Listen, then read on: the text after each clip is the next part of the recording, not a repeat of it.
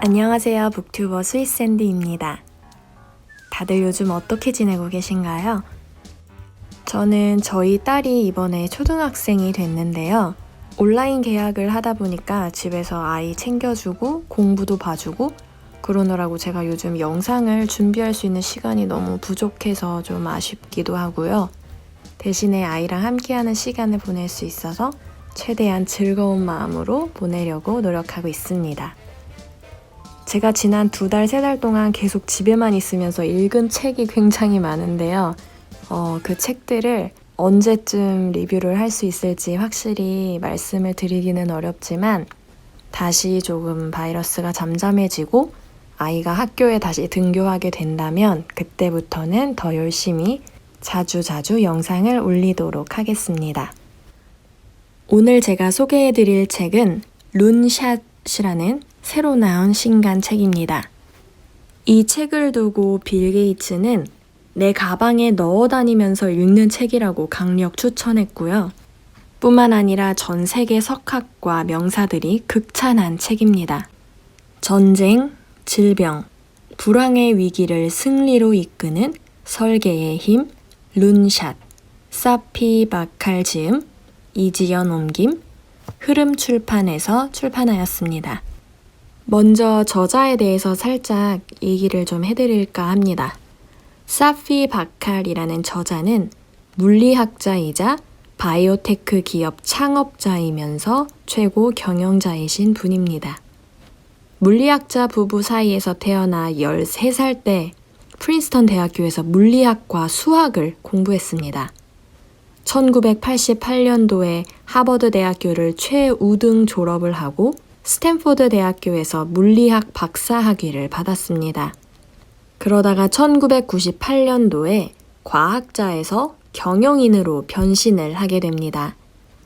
맥킨지 앤 컴퍼니의 전문 컨설턴트로 투자회사와 제약회사의 전략과 기술을 제시했고요. 2001년에는 암 신약을 개발하는 바이오테크 기업 신타 파마슈티컬스라는 신타 제약을 공동 설립하였습니다. 그리고 13년 동안 CEO로 일을 했죠. 2007년에는 신타 제약의 기업 공개를 성공적으로 이끌었으며 오바마 정부 시절 대통령 과학자문위원회 위원으로 활동하기도 했습니다. 그렇다면 이 책의 제목인 룬샷이라는 건 어떤 의미를 가지고 있을까요? 이 책에 나온 대로 정의를 내리자면 룬샷이란 아이디어를 낸 제안자를 나사 빠진 사람으로 취급하고 마치 미친 사람인 것처럼 취급을 하면서 다들 무시하고 홀대하는 프로젝트를 말합니다. 하지만 그렇게 무시받던 프로젝트가 전쟁, 의학, 비즈니스의 판을 바꾼 아이디어가 된 거죠. 이런 걸 바로 룬샷이라고 합니다. 375페이지 잘못된 인센티브가 조직을 망친다 라는 부분 읽어드릴게요. 대기업은 종종 가파른 지분 지급 곡선을 사용한다.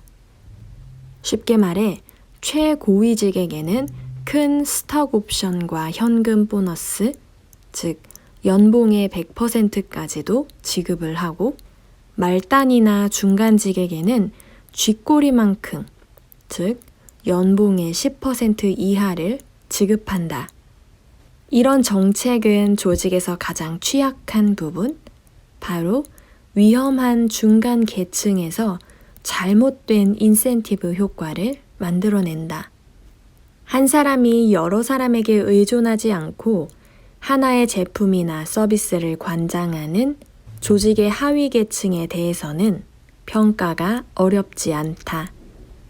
커피 머신이 근사하게 나왔는지, 게임 앱의 사용자가 몰리는지, 고객이 프레젠테이션을 좋아하는지 등은 알아보기 쉽다. 조직의 최상위 계층에 대해서는 CEO와 이사회가 내부 싸움을 눈여겨보고 있다가 필요하다면 직접 개입해서 개인의 목표를 전체의 이해관계로부터 분리시킬 수 있다. CEO와 이사회는 전체 조직을 관장하는 사람들이니 줄다리기로부터 얻을 것이 거의 없다.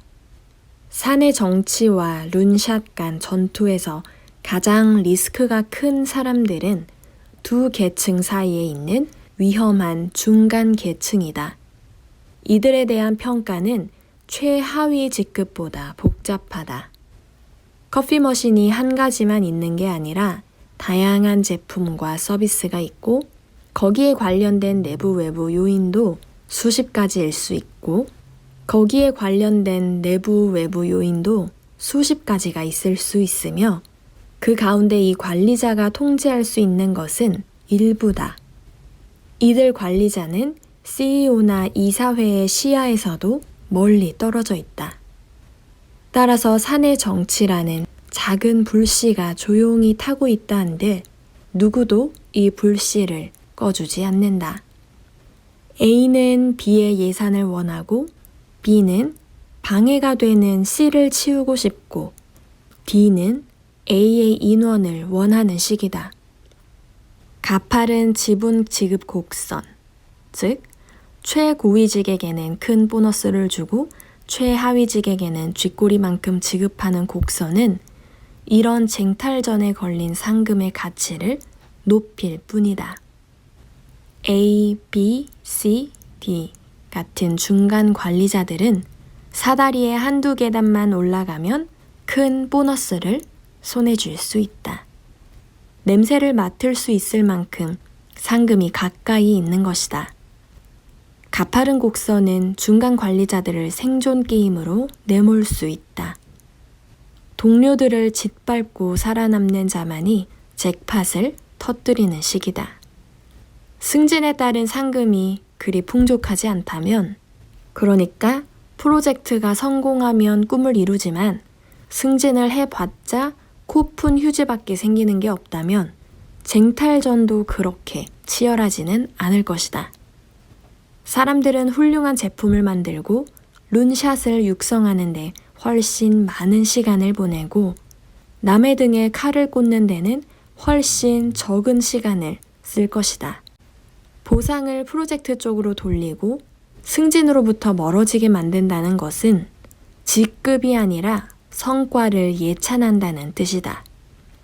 직급을 예찬하는 사례에는 기본 연봉을 크게 인상해주는 것뿐만 아니라 모든 종류의 특혜가 포함된다. 이를테면 주차장의 좋은 자리, 카페테리아의 특별 코너, 하와이에서 치러지는 임원 연수 같은 특전 등이다. 이것은 매직 넘버를 높여준다. 다시 말해 규모가 큰 집단이 혁신을 더 잘하게 만들어주는 것이다. 최근 학계의 연구 결과들도 비슷한 결론에 도달했다.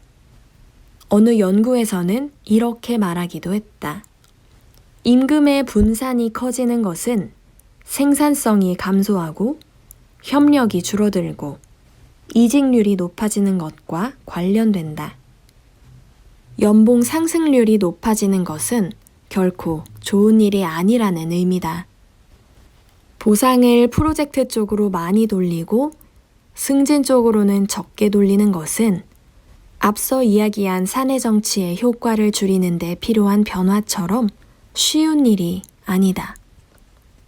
실적이 좋은 해에는 전 직원에게 기본 연봉의 10%에 해당하는 보너스를 지급하고 실적이 좋지 않은 해에는 아무것도 지급하지 않는 것은 쉽다. 그러나 보상과 변동성이 둘 다 큰 시스템. 성공한 커피 머신을 만든 한 사람에게는 60%의 보너스를 지급하고 실패한 사람에게는 한 푼도 주지 않는 것.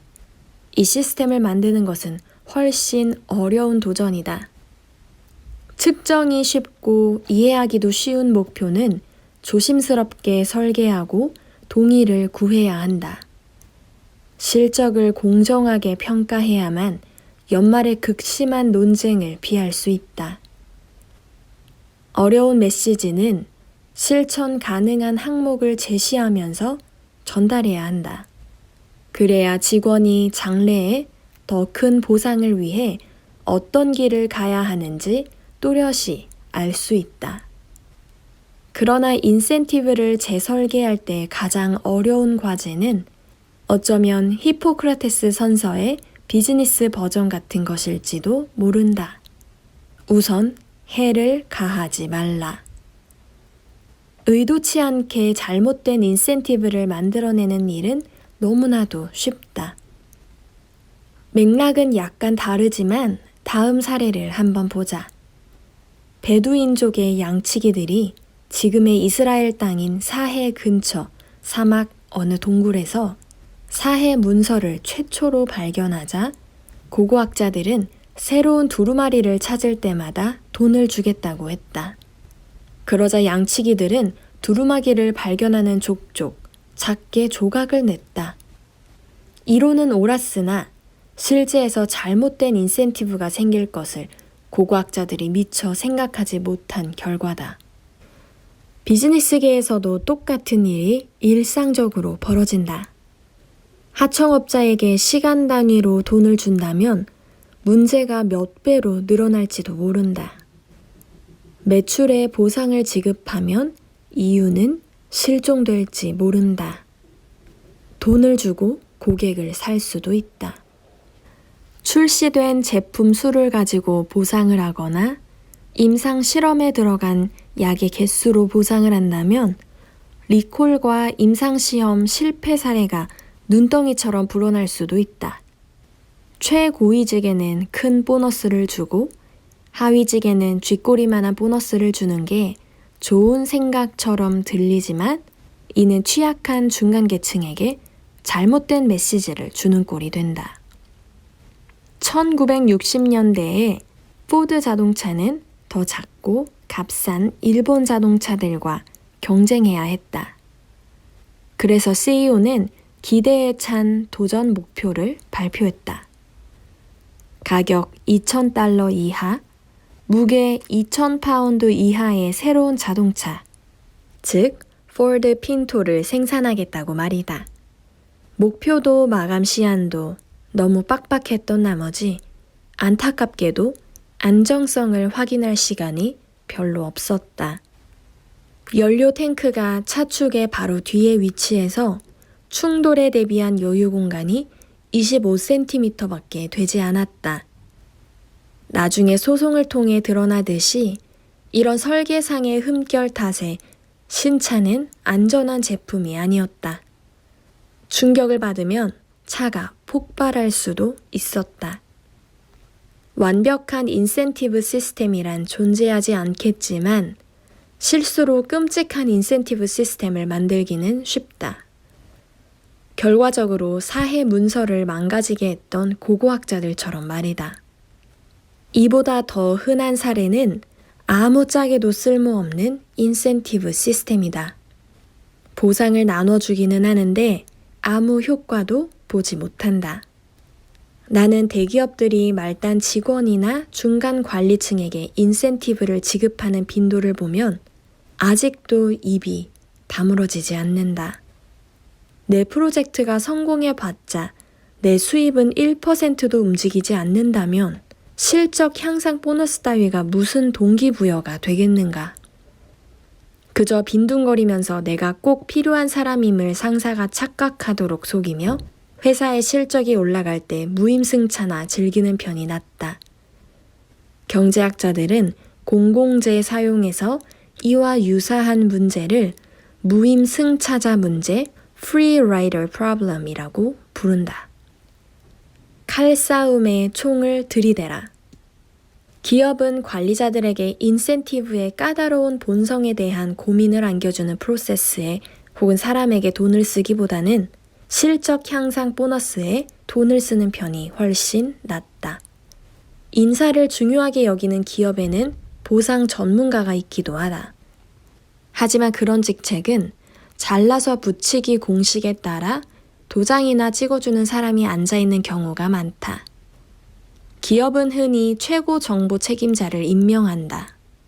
이들은 존경받는 기술 전문가로서 예술의 경지에 오른 컴퓨터 네트워크를 구축하는 사람들이다. 최고 인센티브 책임자를 임명한다고 상상해보라. 가치를 조정하는 게 얼마나 까다로운 작업인지 잘 교육받은 사람이 오직 예술의 경지에 이르는 인센티브 시스템을 구축하는 데만 몰두한다면 어떨까?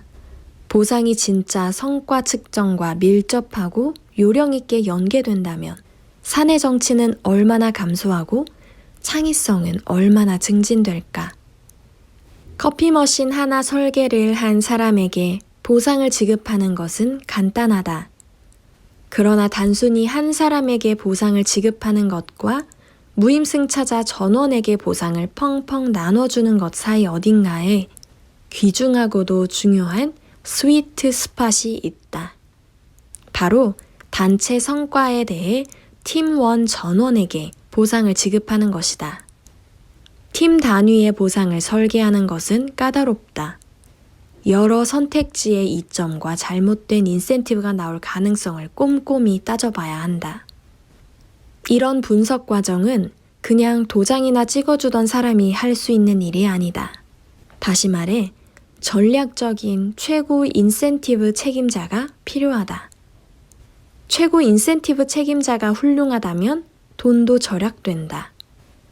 그는 낭비적인 보너스, 예컨대 앞서 언급했던 무임승차자들이 받는 실적 향상 보너스가 무엇인지 알 테고, 동료들의 인정, 통근 시간의 단축, 과제 선택권, 원하는 프로젝트를 추구할 자유 등 비금전적 보상이 가진 힘을 최대로 활용할 것이다. 이 직책을 전략적이라고 생각해야 할 또 다른 이유인 셈이다.